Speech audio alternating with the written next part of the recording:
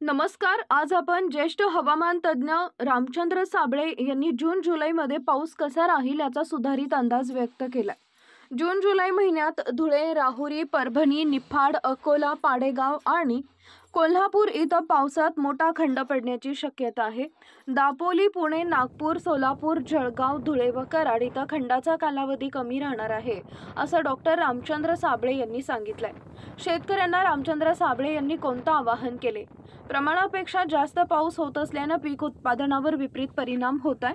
हवामान बदलामुळे खंडात्मक पर्जन्यमानात मोठे बदल झाले. काही ठिकाणी जोरदार पाऊस तर काही ठिकाणी कमी प्रमाणात पाऊस असा मान्सून असल्यानं शेतकऱ्यांनी पीक पेरणी पद्धतीत बदल करावा, असं डॉक्टर रामचंद्र साबळे यांनी सांगितलंय. आज आणि उद्या मुंबईसह उपनगरात हलका ते मध्यम पाऊस पडण्याची शक्यता हवामान खात्यानं वर्तवली आहे. त्याचबरोबर आज समुद्राला मोठी भरती येणार आहे. आज दिवसभर आकाश अंशतः ढगाळ राहील.